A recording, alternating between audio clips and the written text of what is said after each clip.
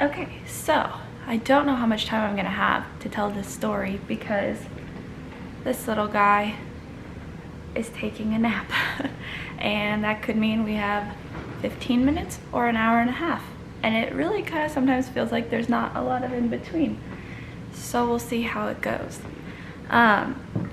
So I'll first start by saying when I was pregnant I watched pretty much birth vlogs and birth stories 24/7, and I felt a lot of comfort. They weren't all necessarily like positive, like things happen in birth, but I felt a lot of comfort in hearing people's stories and knowing just different possibilities that could happen. I should center myself.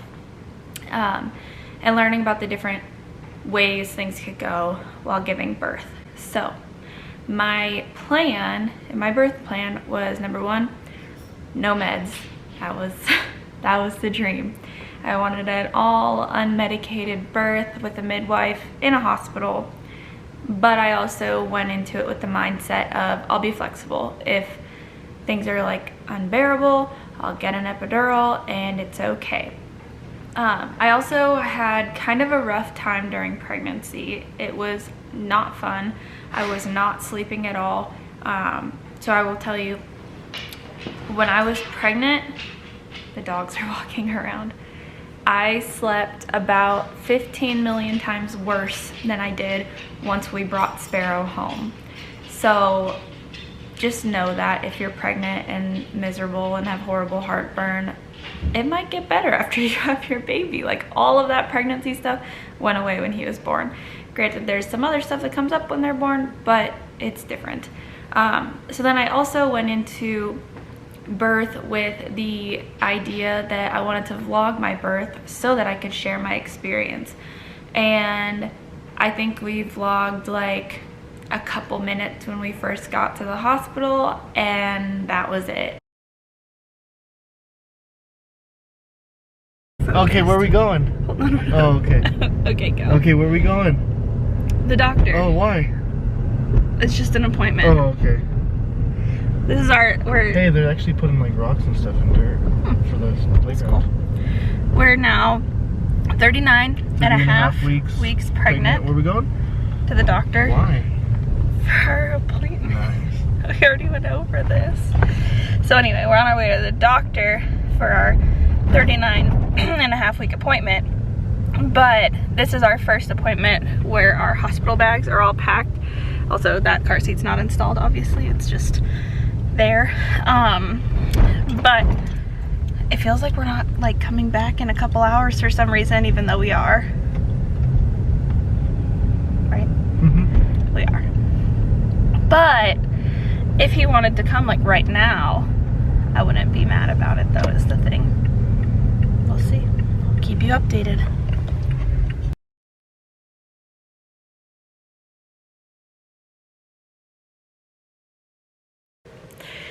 Okay, so the last update that I did, we were on our way on Friday, this past Friday. Today is Tuesday, technically Wednesday morning. We were on our way to the hospital, or not the hospital. We were on our way to just a regular doctor's appointment checkup to see where things were at. I ended up being like 1 centimeter and like 50% effaced. So not a ton of progress. We did a membrane sweep, and I went home, and then it's just been since then a lot of cramping and like nausea and vomiting, and not fun, but not like terrible. Well, currently it is almost 3 a.m. and about 1 o'clock I started having contractions. So I don't know if you can see that, but they were like, they started at like 4 minutes apart and then got down to like 3-ish, 4. Now they're back to 4, but they're definitely getting more intense. Whoa. They're definitely getting more intense, definitely getting longer, lasting longer. They're about a minute now. We're waiting for the 3-1-2 instead of 5-1-1, so 3 minutes apart, 1 minute long, and for 2 hours before we go to the hospital. So I think at 3 and like 5 minutes, I'm gonna go up and wake Cody up and shower and just start to get our stuff together. I anticipate we have another couple hours before we go, but that's if it doesn't stop before then. We'll see. Are we having a baby? Oh, the old girl decided to join the party. What are you doing? It's 3 o'clock in the morning. You're supposed to be in bed. Better no. Focus. So it's now 4:04. We're having contractions about 2 to 3 minutes apart, lasting about a minute. In about 10 minutes, that'll have happened for an hour. And just getting our last minute things together. They definitely take your breath away. Did I bring? Oh, I just wear a hospital gown. Oh, this is for the baby. I already packed all that a long time ago. Milk 5 to 6 days in the fridge. Those are my notes. When was my Okay. Then I think we're actually pretty ready. So we'll probably head that way in about 10 minutes. Ow, ow, ow, ow. We're now not in focus. Now we're kind of in focus. We're now en route to the hospital. Tried to stop at McDonald's, but they don't open until 4:30, and it's... They open at 5. Oh, they don't open until 5, and it's now 5, or it's 4:30. I don't know what I'm saying. Okay. We're really excited. Yeah, really excited. Can't wait to meet our baby boy. A little bit nervous, but not too terribly bad. And that's all. You got anything to add? No, just focusing. Okay.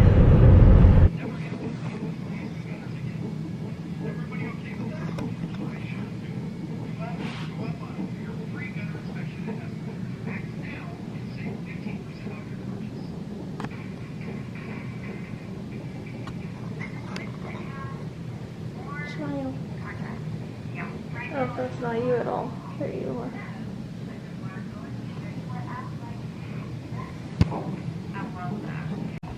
Hey, do that again. Do your impression of me. Do it. No. We're gonna laugh when we're looking back on this. Hi guys, it's me, Amanda May. We're here. So we got to labor and delivery, and my contractions slowed down, unfortunately, which kind of sucks a lot, but my blood pressure was kind of high, so I decided to go ahead and induce early, since we were going to get induced tomorrow anyway, and we're going to have a baby. Are you excited? Mm-hmm. What are you excited about? Most excited for? Having a baby. Like, yeah, what about? Okay, I get nothing. We ordered food, breakfast, and I am so hungry and so ready to eat breakfast. That's really close. I don't remember the last update we did. We're at the hospital. Yeah, we got the balloon in, and then the contractions started getting super painful and closer together and intense. So we got our COVID test back. It was negative, so we were able to move to our room and got some IV fentanyl, which is the best. It's great. I am a fan. And then got in the tub for a little bit. But then before we started Pitocin, we got an epidural. And the epidural really wasn't as bad as I thought it was going to be at all. Really not bad. And then now we're just on Pitocin, drinking some chicken broth. It tastes like Italian chicken in liquid form. It's really good, actually. And I probably should have eaten before, but I just couldn't couldn't stomach it. I was in pain. So now we're just waiting. Just waiting to dilate and waiting for our little baby boy to be here. The one thing throughout everything so far is that he's been good and stable and healthy and just doing his little baby thing in there. So good things, good things. That's it for now. Then after 2 hours, we moved into the birthing room. By that point, I was kind of just like really in pain. The contractions were getting worse. We got into the birthing room. I got in the tub for a little bit and we watched The Office, and I really was, we watched Brooklyn Nine-Nine, and I really was not paying attention to it at all because I was just so uncomfortable. The tub did help a lot. It did really help, but it ended up just being kind of more stressful because the whole time they were having a hard time monitoring the baby's heartbeat. The monitors wasn't really like working correctly, and then they were also having a hard time tracking my contractions. And also I had a nurse that all the nurses that we had were like so nice and so amazing. They're really right now. That I had a nurse and a student nurse, and the student nurse was like so sweet, so kind, but confidently did things wrong quite a few times, and that was a little bit like, oh, what are you doing? You know, that type of a situation. But it's okay. Anyway, I feel like this story is all over the place. I should have scripted it, but that's okay. So I was in the tub watching TV. I had like a fan on my face because I was like hot from the tub, but the heat is what was making me not hurt as bad. I'm back and better than ever. Uh-oh. What's wrong? What is wrong? It's okay. It's just a vlog. It's okay.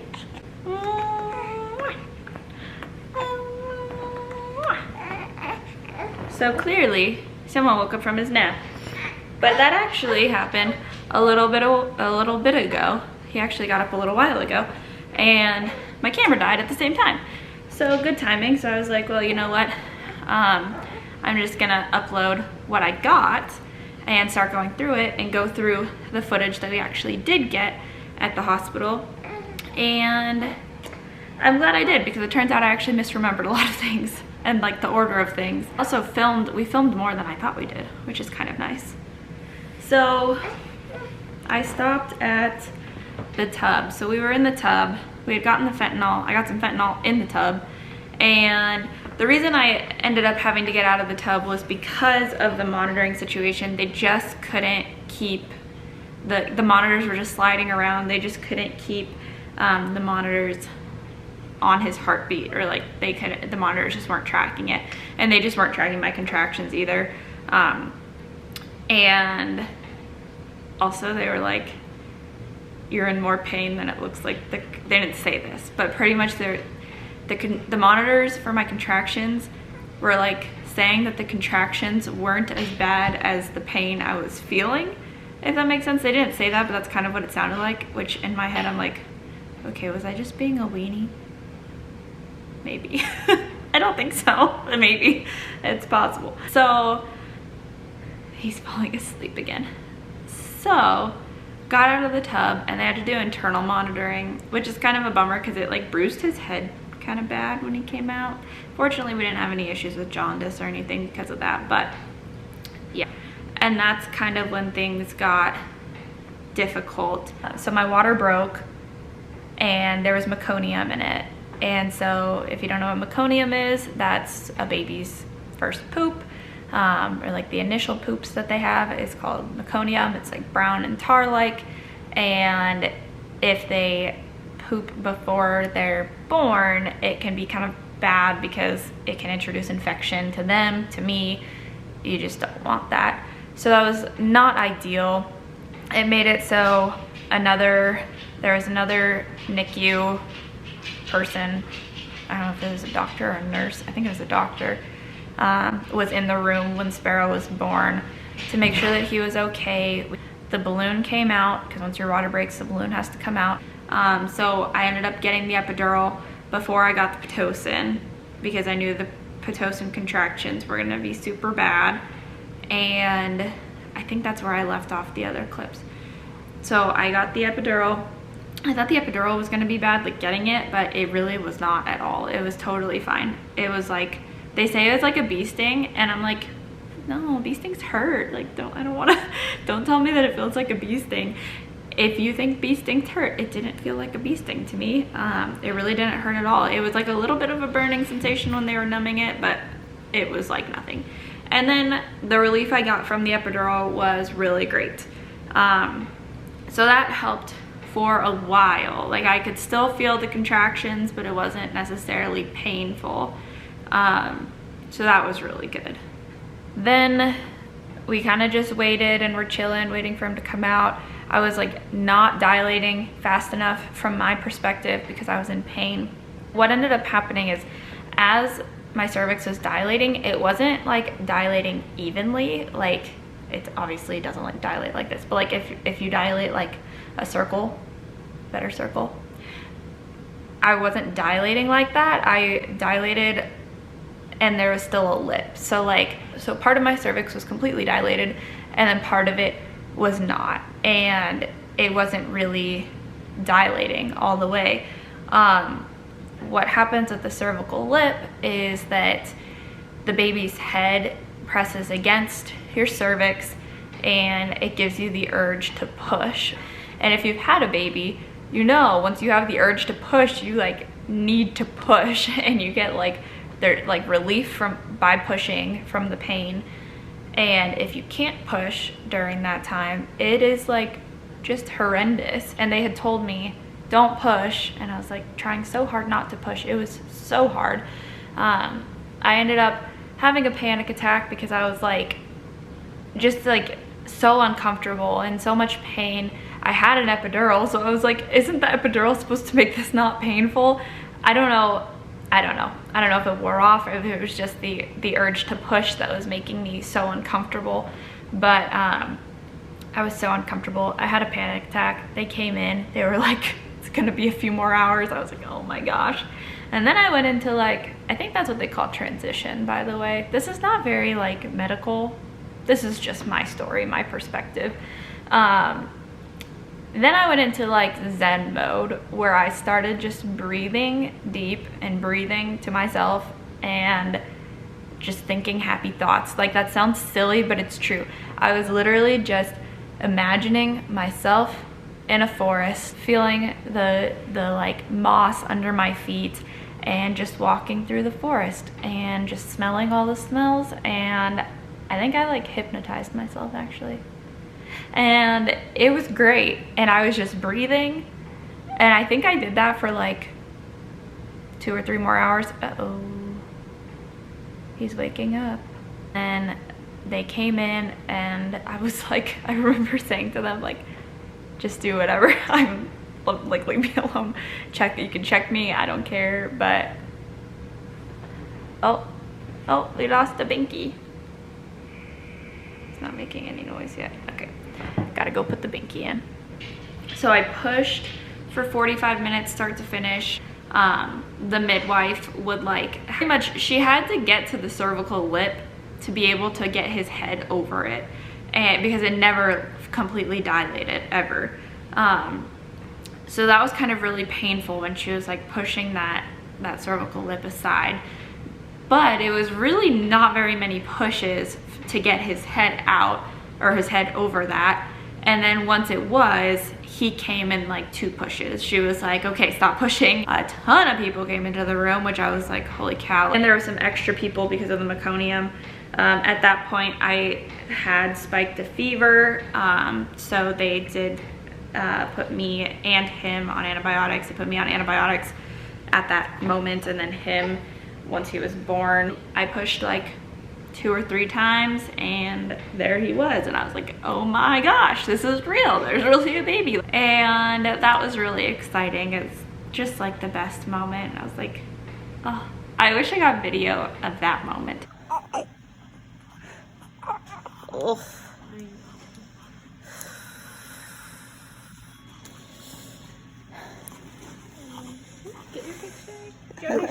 But also, then they were stitching me up, and that was, I don't know if the epidural wore off or what or something, but I felt that. I felt all of it. It wasn't the like pressure without pain. It was like pain. And then don't get me started on fundal massages. Those are good times. He ended up being born at 6 pounds, so he was in the 8th percentile for weight. So because he was in the 8th percentile for weight, they had to monitor his glucose the first 24 hours he was there. So he had heel pricks every 4 hours for 24 hours, which sucked. As a new mom, just watching him get his heel poked every 4 hours was just terrible, because I just wanted him to be happy, and he was not happy when they were poking his heel. The poor little guy. They do so much to them their first 24 hours. But, you know, it was kind of like, the pain kind of like went away when he was born. I think I had that like adrenaline high of just everything was great. He was great. He was perfect. He was so tiny and so small and so cute and just perfect.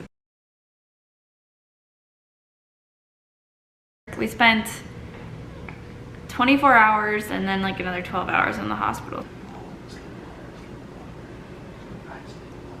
Getting ready to go home. Hi, Sparrow. Oh, yeah. You ready to go home, buddy? Oh, I know. He's ready.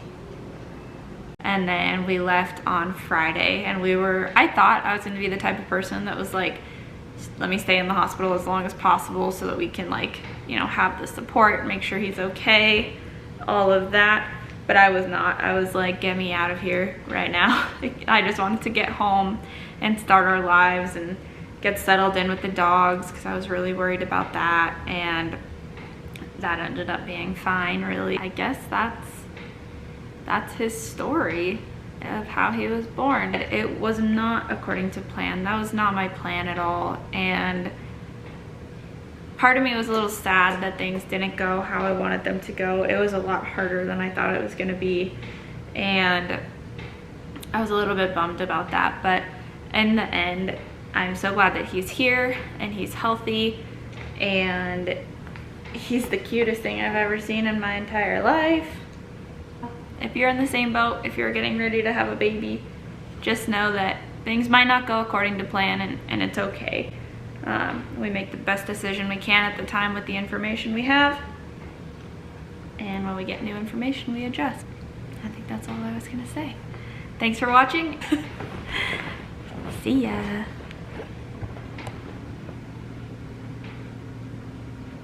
Are you sleepy still? Oh, it's mad, getting mad. Okay, bye. I lose my breath whenever I see you. You stole my heart, what is it that you do? My life was great till you added colors. Like the moon needs the sun, we don't care about the others. You set my world on fire. You're my heart's desire. I just wanna love you, just wanna hold you, just wanna be with you till we grow old. Please tell me you'll stay or take me away. I want you for myself every single day. You set my world on fire. You set my world on fire. I don't know what I'd do without you. You make me smile, what is it that you do? My life was great till you added colors. Like the moon is the sun, we don't care about the others. You set my world on fire. You're my heart's desire. I just wanna love you, just